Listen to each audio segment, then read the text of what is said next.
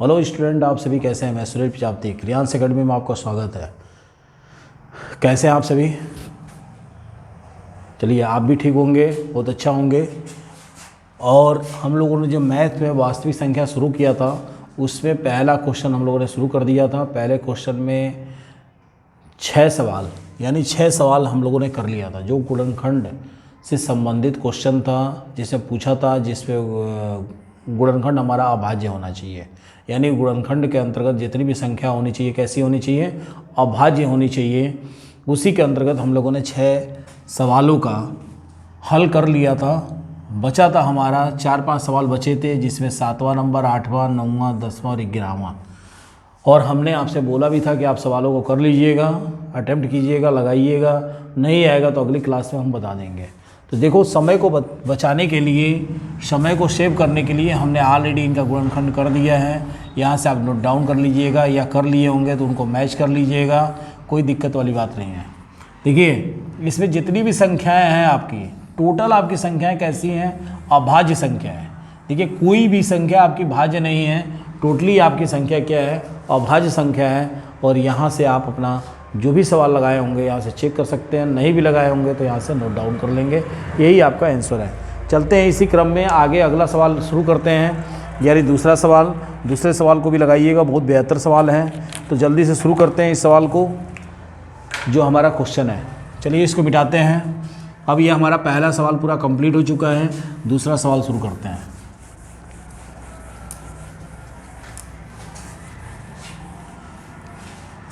देखो, सवाल चाहे जैसे भी हो, अगर आप फेयर नहीं बनाएंगे, प्रैक्टिस नहीं करेंगे, रूटीन में नहीं लाएंगे, तब तक आपको सवाल समझ में नहीं आएगा।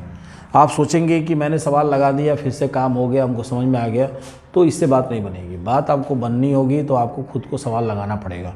ठीक है, चलिए सेकेंड क्वेश्चन है, पूर्णांकों के निम्नलिखित युग्मों के HCF और LCM ज्ञात कीजिए और इसकी जाँच कीजिए कि दो संख्याओं का गुणनफल HCF और LCM होता है। यानी दो संख्याओं का गुणनफल, और दोनों संख्या कैसी है? पूर्णांक संख्या है। तो कह रहा है कि दो संख्याओं का गुणनफल किसके बराबर होना चाहिए? HCF गुणे LCM के बराबर होना चाहिए। और इसके अंतर्गत दो पूर्णांक से संबंधित 3 क्वेश्चन दिए हुए हैं। दो पूर्णांक देखें। पहला क्वेश्चन है हमारा 2691, जो ये आपका एग्जाम में आया भी है। ये आया है किस सत्र में? 2022 में। दूसरा है 510 और 510 व 92। तीसरा नंबर सवाल है 336 और 54। देखो, इन दोनों संख्याओं के द्वारा हमको क्या करना है? LCM और HCF निकालना है। सेम वही जो हम लोगों ने पीछे अभी पहला सवाल में किया है, सेम वही है। बस क्वेश्चन पूछने का तरीका थोड़ा सा ट्विस्टेड कर दिया है, इसलिए लड़के बच्चे जो भी हैं घबरा जाते हैं। नहीं, सवाल वही है, सेम है, इसमें कोई दिक्कत वाली बात नहीं है। तो चलिए शुरू करते हैं। इन सवालों को लगाते हैं हम लोग और हल करते हैं। तो कैसे इन सवालों को हल किया जाएगा? चलिए वही सेम पहला क्वेश्चन लेके चलते हैं। और पहला क्वेश्चन हमारा क्या है? यानी 26 का हम गुणनखंड करेंगे, 91 का गुणनखंड करेंगे, और यहाँ से हम निकालेंगे क्या? HCF निकालेंगे। किसका निकालोगे भाई? 26 और 91 का। उसके बाद हमको क्या निकालना है? LCM निकालना है। किसका? 26 और 91 का। और ध्यान देना, ये दोनों संख्या कैसी है? धनात्मक पूर्णांक संख्या है, जिसकी वो बात कर रहा है। और कभी भी LCM और HCF निकालने के लिए कम से कम हमको कितनी संख्या की ज़रूरत होती है? 2 संख्याओं को। 2 कैसी? पूर्णांक संख्याओं को। 2 संख्या कम से कम हमको होनी चाहिए, तभी हम क्या करेंगे? LCM या HCF निकालेंगे। एक संख्या से LCM और HCF नहीं निकलता है, वल्ली आप उसको गुणनखंड कर सकते हैं। ठीक है, तो चलिए शुरू करते हैं। 26 का गुणनखंड बेसिक जैसे आप करते हो वैसे ही करो, सिंपल है। मैं वैसे भी चाहूँ तो रख सकता हूँ सीधे। क्या हो सकता है? 13 दूनी 26, 2 गुणे 13। यहाँ पे क्या हो जाएगा? 7 गुणे 13, यानी 13 सत्ते 91। अगर हम देखें तो यहाँ पे वही सिंपल क्या है? HCF निकालने के लिए, HCF निकालने के समय ये ध्यान रखा जाता है कि जितनी भी आपकी संख्याएं दी हों गुणनखंड के लिए, उन सभी में एक ही संख्या, यानी कोई भी संख्या हो लेकिन वो सब में कॉमन होनी चाहिए, तभी वहाँ HCF बनेगा। तो यहाँ पे देखिए 13 क्या है, दोनों संख्याओं में कॉमन है। 13 कैसी है, दोनों संख्याओं में कॉमन है, इसलिए यहाँ पे जो हमारा HCF होगा वो ओनली क्या हो जाएगा, 13 हो जाएगा। अब हम बात LCM की करते हैं, तो देखिए दोनों संख्याओं में 13 तो है ही ऑलरेडी, बाकी जो संख्याएं बचती हैं उसको भी हम ले लेते हैं और वही हमारा क्या हो जाता है, LCM हो जाता है। तो क्या हो जाएगा, 7 दूनी 14 और 14 में 13 का गुणा करेगा तो 13 ही तरफ 169 और 13 मिलकर कितना हो जाएगा, 14, 182 हो जाएगा। तो टोटल हमारा 182 यहाँ पे आंसर हो जाएगा। और एक ये, तो हम क्या लिख सकते हैं यहाँ पे, सीधे सीधे HCF और LCM के तौर पे हम लिख सकते हैं कि 26 व 91 का HCF क्या होगा बाबू, 13 हो जाएगा। कितना हो जाएगा, 13, और LCM हमारा क्या हो जाएगा, हमारा हो जाएगा 182। यही हमारा आंसर हो जाएगा। ठीक है, यही हमारा फाइनल आंसर होगा। चलिए इसी क्रम में हम दूसरा क्वेश्चन करते हैं। दूसरा क्वेश्चन 510 और 92 है। तो चलिए कोई दिक्कत नहीं है, बहुत आसान है, बहुत तगड़ा नहीं है, बहुत सिंपल है। चलिए सेकंड क्वेश्चन करते हैं। एक्चुअली यहाँ सेकंड होना चाहिए, थर्ड लिख दिया हूँ मैं यहाँ पे। सेकंड क्वेश्चन क्या है, 510 और यहाँ पे 92, और यानी हमको क्या करना है, HCF ज्ञात करना है। किसका ज्ञात करना है भाई, 510 का और 92 का। तो 510 का जो गुणनखंड होगा सिंपल निकाल लीजिए, अगर नहीं पता है तो क्या हो जाएगा, 2 से विभाजित होगा, क्योंकि देखो शून्य है लास्ट में, और 2 से जो शून्य होता है लास्ट में या तो 2 से विभाजित होगा या 5 से विभाजित हो जाता है।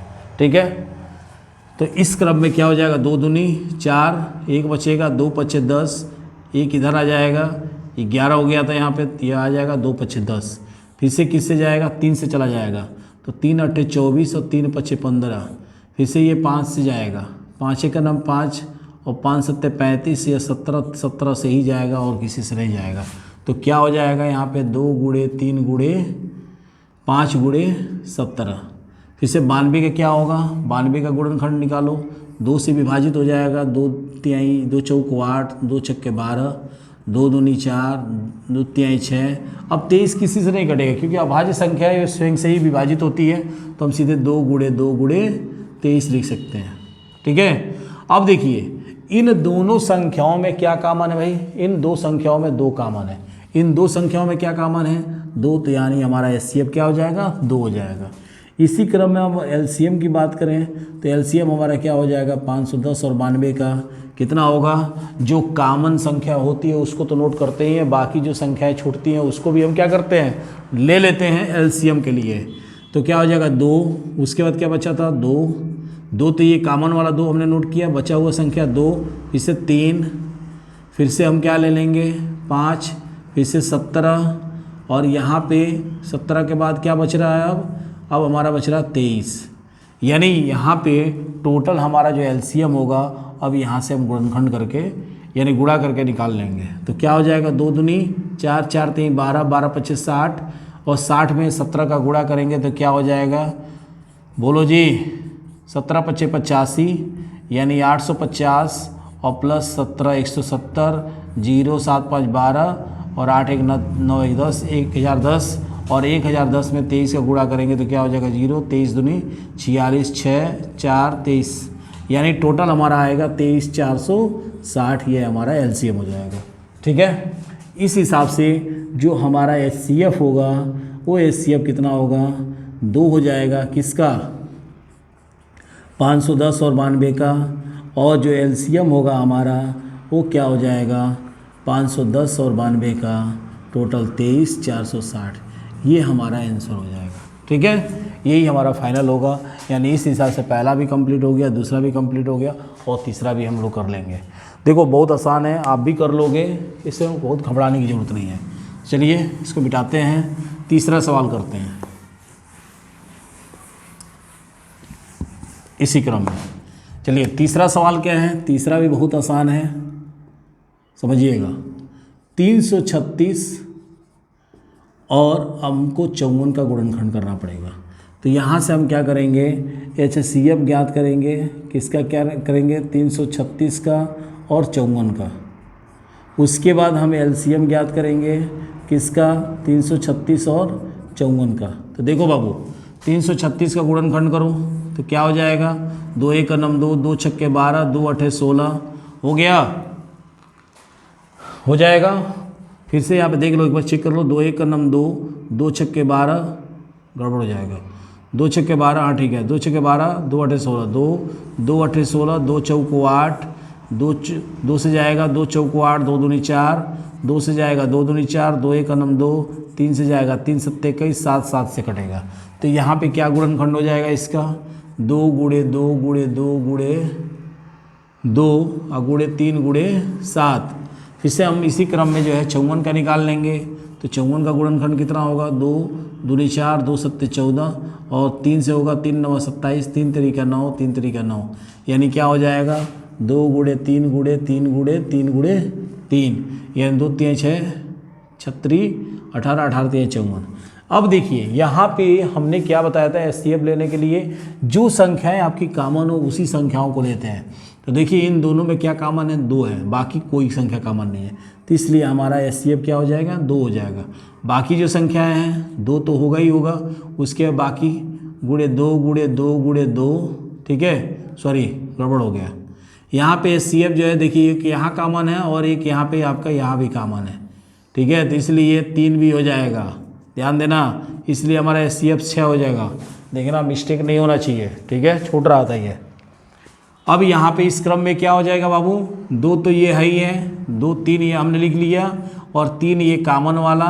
अब बाकी जो बचा 3 गुणे 3 और बाकी एक बचा 7, तो क्या हो जाएगा, 2 दूनी 4, 4 दूनी 8, 8 दूनी 16, 16 3 48 और 48 3 कितना हो जाएगा, 48 3 8 3 24, 2 और 4 3 12 2 14, 144, 144 में 3 का करो तो कितना हो जाएगा, 3 चौको 12 और 3 चौको 12 1 13 और 3 1 3 1 4, 432 हो जाएगा। 432 में 7 का गुणा करो, 7 दूनी 14 के 4 और 7 3 के 21, 21 1 22, 2 और 7 चौको 28 2 30, यानी 30 24 होगा, यानी ये आपका 30 24 हो जाएगा। इस हिसाब से जो हमारा HCF है वो कितना निकल के आया, 336 और 54 का वो निकल के आएगा 6 और LCM हमारा निकल के आ गया कितना, 336 और 54 का निकल के आ गया 30 24। ये हमारा आंसर होगा। यानी इस हिसाब से हमारा ये दूसरे का पहला भी क्वेश्चन कंप्लीट हो गया। यानी अब हमको लग रहा है इसमें कोई क्वेश्चन नहीं बचा है, ठीक है, ये हो गया।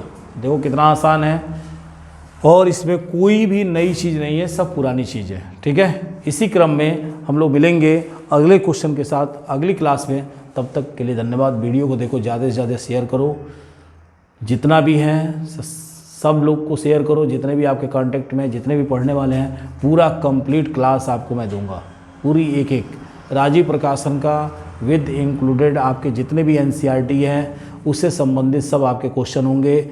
जो आपका UP बोर्ड में जितने भी क्वेश्चन आने वाले हैं सब यहाँ मिलेंगे आपको, ठीक है। तो कहीं भी जाने की ज़रूरत नहीं है, पूरा क्लास आप अटेंड कीजिए, सभी आपको क्लास मिलेंगे, रेगुलर क्लास मिलेगा, ठीक है। हो सकता है अल्टरनेट हो, एक दिन के बाद मिलता रहे, लेकिन मिलेगा प्रॉपर आपको पूरी क्लास। बोर्ड्स पेपर से पहले मेरी ये श्योरिटी है कि मैं दिसंबर तक आपको सिलेबस ख़त्म कर दूं। पेपर फरवरी से पहले नहीं होने वाला है, इसलिए हम दिसंबर से पहले इस सिलेबस को ख़त्म कर देंगे, ठीक है। तब तक के लिए धन्यवाद, मिलते हैं अगली क्लास में।